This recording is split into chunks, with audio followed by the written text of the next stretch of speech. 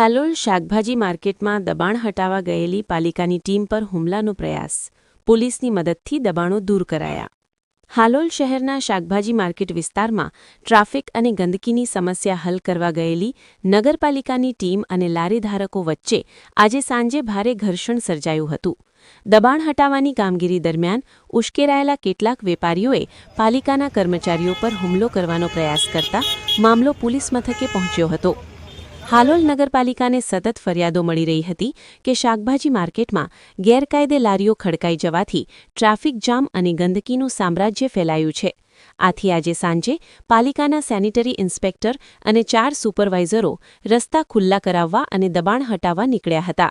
કાર્યવાહી દરમિયાન કેટલાક માથાભારે લારીધારકોએ વિરોધ કર્યો હતો. આક્ષેપ છે કે વેપારીઓએ લોખંડની પાઇપો અને લાકડા લઈને પાલિકાના કર્મચારીઓ પર હિંસક હુમલો કરવાનો પ્રયાસ કર્યો હતો, જેના કારણે સ્થળ પર તંગદિલી ફેલાઈ ગઈ હતી. બનાવની જાણ પાલિકાના પ્રમુખ અને ચીફ ઓફિસરને કરવામાં આવતા પોલીસ ફરિયાદ નોંધાવવામાં આવી હતી. પોલીસે તાત્કાલિક ઘટના સ્થળે પહોંચીને દબાણો દૂર કરાવ્યા હતા અને હુમલાનો પ્રયાસ કરનાર વેપારીઓ સામે કાયદેસરની કાર્યવાહી હાથ ધરી હતી. શહેરીજનોના જણાવ્યા મુજબ કેટલાક સ્થાનિક અને બહારગામના વેપારીઓ કોઈપણ નોંધણી વગર ગેરકાયદેસર રીતે રસ્તા પર લારીઓ ઊભી રાખે છે. એક જ વેપારી એકથી વધુ લારીઓ ઊભી રાખી રસ્તા બ્લોક કરે છે, જેના કારણે સામાન્ય જનતાને ભારે હાલાકી ભોગવવી પડે છે.